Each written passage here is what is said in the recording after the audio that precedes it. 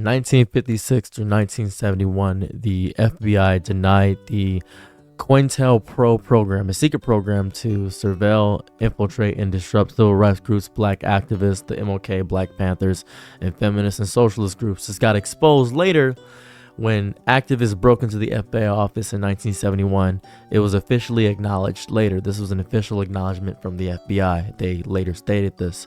Another one was the MLK smear campaign, where they denied trying to blackmail Martin Luther King Jr., or Martin Luther Prince as he's commonly known, and they tried to urge him to commit the act of exiting the server. This was later publicly admitted via the Church Committee investigations. They lied to Congress about domestic surveillances. The FBI claimed it wasn't conducting mass domestic surveillance. It was revealed post 9/11 and in later years via the Patriot Act and FISA abuse reports that they collected vast data without proper oversight. The Brandon Mayfield case, you may not remember, but the FBI claimed that Mayfield's fingerprints were a 100% match in the 2004 Madrid train bombings. The match was incorrect and he was wrongfully detained. The FBI later apologized. You can look all these up, by the way, if you're curious about the FBI's lies. I'll probably include a link in the description if you guys want to know about this. The FISA warrant on Carter Page. The FBI misled the FISA court with errors and omissions in surveillance warrant application on Trump campaign advisor Carter Page. The DOJ Inspector General confirmed FBI's failures and distortions in 2019. So that was 2019. That was not that many years ago. Lying about no knowledge of torture, when the FBI claimed they didn't torture anybody post 9/11, and then it was documented that they did. Now, that's the FBI. Now, here goes the CIA's lies. This is important. This isn't me just saying some conspiracy theory nonsense. This is very important to the main point of the video. The MK Ultra program, with my lover reminded me of. They denied experimenting on U.S. citizens with mind control. Revealed in 1970s, CIA destroyed most records but some were later declassified. Victims included unwitting civilians. The Bay of Pigs invasion in 1961, the Iran-Contra affair, the Chilean coup support, the kidnapping of Abu Ammar, drone strikes, and the tolls of loss of life of civilians, and lying to Congress from 2001 to 2009. CIA Director Michael Hayden and others misled Congress about black sites, and this was later revealed in reports confirming the deception. This is very, very important to what we're going to be talking about in today's video. Why was I talking about the CIA's lies? Because we're in the midst of another one of the CIA's lies. So, what we have, what I'm going to show on screen right here, is footage meant to be unknown to everybody, footage meant to be non-existent, footage that nobody would have assumed was real. This is footage, 10 hours of it, of the Epstein cell, or what that was supposed to be. It's not actually footage of 10 hours of the Epstein cell. It's actually 10 hours of garbage that I watched about Epstein. It's just 10 hours of straight garbage is what it is. Now, let's note one exception about the entire 10 hours of garbage here. Let's go through this, if we will, for a moment. So at about right here, you can see the time. Please note the time for a moment as you would. Just please watch it with me. We can note that's 11:58, right? And about right there, a minute skips. We can see that. This is, despite it being 10 hours, me sifting through and watching it, they skip a minute. Why did they do that? I don't know why they skipped a minute. Nothing really is revealed in this besides 10 hours of garbage. Now, this was hyped up as going to be the big bomb drop. You can look through the footage yourself. This CCTV garbage camera. That's what they were saying. You can look through it and see all the horrifying nature of it all. Now, I did. I also looked through this. I looked through 128 pages of this. I learned to figure it out for myself because I don't, as I stated before many times on this channel, I don't trust anything the news or the government tells me. Realistically, they always try to lie. Both sides, left, right, centrist, doesn't really matter to me. I just know it's lies being perpetuated throughout the entirety of the world. If you want to confirm anything I said about the FBI, you go ahead and look that up, because those are lies that were confirmed as CIA and FBI have done throughout history. That's very important. This is another example to me of a big, bold lie. Now, to make this easier for you guys so we can follow along with me, I found this Twitter thread. This Twitter thread goes through the footage together with us. We can do this together. I'm firmly on the scene that Epstein didn't end his own life. The mistakes they made. At least let's break it down. This is the 10-hour video. Bada bing, bada boom. This is a full breakdown. This video doesn't show Epstein's cell. Only a tiny sliver leading to Epstein's wing can be seen. It's this whole thing saying the DOJ released it. It is not the whole thing. Only a tiny sliver can be seen. These are not the cells. I don't know why they make it seem like these are the cells. They're not. They are not the cells. They show where the cell is. They showed it in this big document here. It's actually outlined for us very neatly, where we can see the cells and where the Epstein cell is specifically, so we can get the layout of everything. They expected nobody to read through this, but I have free time. So they show exactly where it is and exactly where Epstein's cell is and what we can see. They show the entirety of that. They even show that this camera right here, this camera, was streaming but not recording. All right? Streaming, not recording. This disgusting creature. They said it was erased by technical error. Surveillance video from disgraced financier that was erased. John mistakenly saved footage from the wrong cell. They said it was erased. I remember them releasing that. I remember them saying they didn't have any footage. I remember them saying, oh, there's no footage. It doesn't exist. It's not real. Okay, cool. What? They mistakenly erased it. There was a lot of mismanagement going on around that time, but suddenly it just popped up out of nowhere. This is so crazy. So there's multiple entrances as shown in the video. I know it's multiple people enter from the right. Into the cell, it turns out door 46 leads to floor 10. They said there was no way you could enter.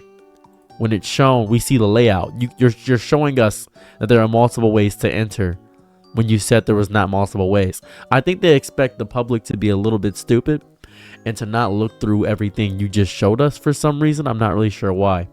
It means it's easy to enter and go up the stairs to the L tier, keeping to the right of staircase and not be seen. For example, here's a screenshot we'll talk about later of two people rushing up the stairs. You can still barely see them. Lockdown time. The next oddity is lockdown time. According to the official report, all inmates were locked in the cells around 8 p.m. This because of a problem when we got inmates visible on camera at 8:23. So it says here, at approximately 8 p.m. on August 9th, all SHU inmates, including Epstein, were locked in the cells for the evening. Additionally, 6 separate groups were in the cell. They just say it was in the cell. We can see inmates out, 8:23. This must be the loosest cell I've ever seen. This must be extremely loose. I don't know what cell allows you to have lockdown and have people walking around, because you can see inmates freely walking around. You can see the orange jumpsuits. You can see that. Persons unknown. We have a series of people move through the building that are not recorded in the OIG report. The first two are not leaked 16, but oddly not covered in the interaction reports. This is just poor interactions and poor reporting on the end of that. The first odd one takes place at 7:28 when a black male CO retrieves a paper that was slipped under door 46. At first, I assumed it was material handler Thomas reports, but he didn't start the shift till midnight, so I assume this may be evening watcher in charge, who is unnamed in the report. This may be standard comms protocol, but the fact that it wasn't outlined in the report, which is documenting all their procedures, is odd. They should have outlined it in the report. I don't know why it was slipped under. Doesn't really make a lot of sense to me. 9:25. Next, eyes a man who leaves through the door 46 at midnight. Unlike everyone else who carefully closed the security door, he flung it wide open. Left it open, had to return to close it. Given the inexperience and time step, this could be the material handler Thomas. I don't know what's going on here with all this. I just don't grasp this. This is odd. Next up, I call the Hat Man. Hat Man sees his laundry strip. He throws bags all lemon out into the hall and brings new ones in, but there is a problem. Hat Man doesn't leave, then linens and go back out the door. First, he pushes the empty garbage can a bit to the right, obstructing the view of downstairs. Then he walks down to the lower level with the fresh linens and out of view to the right side hand. This could be seen as obstruction of evidence, as if something is going on, as if the Hat Man was probably paid. This is the first time in the video we see that someone could enter and exit the lower levels. A Hat Man isn't seen again. You can reach the L stairs out of view, but also keep the orange linens in mind. This is important later. Lastly, we got these two characters, unknown characters. The first one is someone collecting reports, with the second person wearing a black hoodie with their hood up, who leaves for 20 minutes and returns at between 5:38 and 5:50 with no record. This should be in the reports. That's very important that it should be in the reports. When did Epstein get locked down? Great question. Next is the problem when Epstein was in his cell. The initial report tells that he was allowed to make an unscheduled phone call at 10 p.m., which lasted until 7:19 and was taken back to his cell. Interesting. At approximately 7 p.m., contrary to BOP policy, but with the permission of a unit manager, Epstein proceeded to make an unmonitored telephone phone call to someone with a New York area code. Reportedly to speak to his mother. I don't know why. I don't know why. I just don't know why he was allowed to make a phone call. I just can't grasp it. Why was he allowed to do that? No idea. There should be recordings of the phone call in some capacity. There should be some recordings. However, later in that same report, he was housed between 10:40 and 6:30 when found, and that time kept coming in. And another statement that said no one checked on Epstein since 10:40. This 10:40 pops up a lot. It just pops up a lot. Probably 10:40 on it. Approximately, they just keep saying 10:40. But it was today's FBI press release that I think made the big mistake. It said Epstein was locked in his cell around 10:40, which was weird because all inmates were supposed to be locked in time after 8 p.m. with no record of other treatment. Where was he at for those 2 hours and 40 minutes? What was going on there? I just don't understand where it was happening. In fact, the original release statement claimed that in the video, the reason we start at 7:40 is because this gray-haired man is supposedly Epstein being walked to a cell. So what happens at 10:40? There's something being altered or edited, or perhaps he is able to move around. Who knows? What happens at 10:40 is pretty hard to see. If you look at the frames one by one, then you'll see empty stairs and orange blur on the left L stairs, and more visible orange sleeve at the top left stairs. You'll see it. It's right there. Boom. It's ever so slightly. He circled it for me. Thank you very much, Adam. And you'll see it. So at 10:39 p.m., for unknown reasons, undocumented and suppressed, Epstein was out of his cell. Despite every statement claiming he had been locked down for hours, the initial OIG report claims officers checked on him in his cell at that time, which was a lie. That's just genuinely a lie. That's a lie. The guard station that the officer sat as was close to Epstein's cell, the guards could carefully monitor him. In fact, it was the only cell where guards had direct line of sight and could have easily heard movement in. Despite this, the guards claimed to have not done their rounds or checked on him or to have fallen asleep or their desk for hours. One problem though, there isn't any multi-hour span in which they weren't seen walking on camera or looking at the cameras. We can see that. We can see the reports are just a genuine lie. Finding Epstein. They found Epstein at 6:30 when food delivery arrived. The food delivery made it upstairs to the cell without ever appearing on camera, showing how useless this angle is. They found Epstein blank with an excessive amount of linens, is what we saw. Maybe he was grabbing clothes to do that. Who knows? Note how he didn't use the electrical wire from the two CAP machines in the room, but instead, apparently, this small single rip of clothing to hang, to go crazy, and also not knock over the bottle. Whole lot of stuff there. And perhaps most curious of all, when crime scene phones for the OGIG were taken in a prison that's known for its disrepair, nearly all the railings were painted black except for J tier, which isn't in the video. But in our video, in L tier, the railing is unpainted, suggesting either this camera is not positioned where the report claims, or the crime scene photos weren't taken at the same time, or for some reason, while doing a high-profile case in a prison that's set to be shut down, they painted the railings. Not really sure what that was about. No matter what you make of that, here's what you know. The FBI claimed no one approached in his cell block, and that's wrong. 5 to 6 people visibly were near those stairs that night. Could have been on camera. Both entrances to that cell were blocked. There's a lot of misinformation being on here. There's a lot of misinformation. Why did I make you go through that long sit down? I'm gonna give you my thoughts now.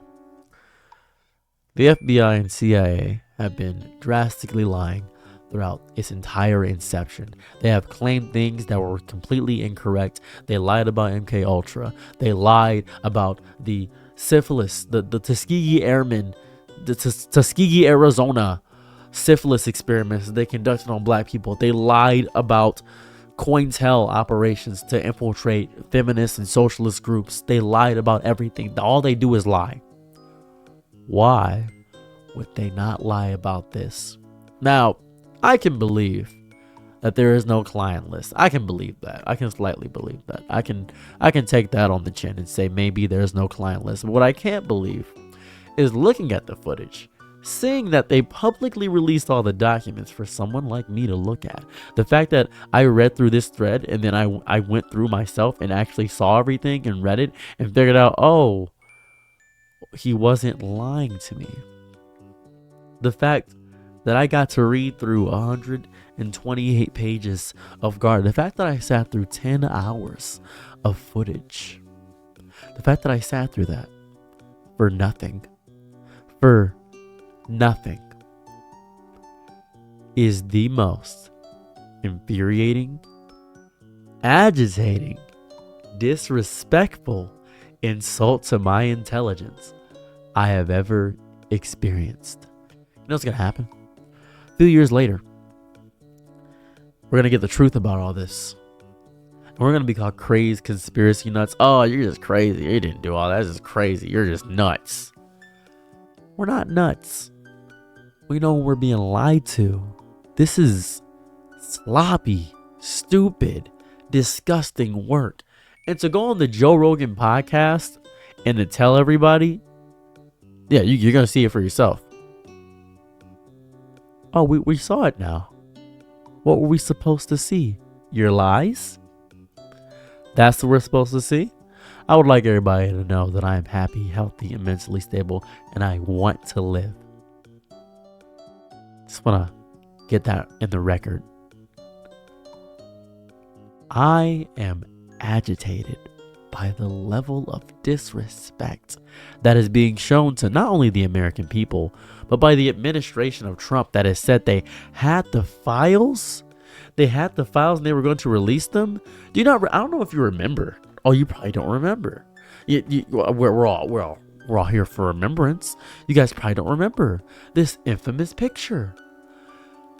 Remember this? We have the files. I believe it was influencers or something like that. I don't know who these people are. Lives at TikTok or something. I don't care. They have these files. This whole thing, the client list and all that stuff. Oh man, it was a whole thing. They had a client list. They had the list. They had the list. Remember they were talking about it? I remember on a news report, they said, oh, we got the list. We got the list. We got it. We know what's going on. I remember because why wouldn't I? I've been closely following this case for quite some time because I have wanted justice for the victims, the 1,000 victims. They have claimed that there are over 1,000 victims. There's all this footage, all this evidence, all this horrifying information. And I'm not asking you to release videos of children being assaulted. Please don't do that. That'd be psychotic. I am asking, was it only Jeffrey? And the wording, so specific. They said, and I quote, this is directly from what I read, they said, what was the exact thing? I want to make sure I get this right. They said, there is no evidence. There's no incriminating evidence of a client list that we could go off of. It's very specific wording. There's no incriminating evidence of a client list. Does that mean there's evidence of a client list? Who knows? I don't know.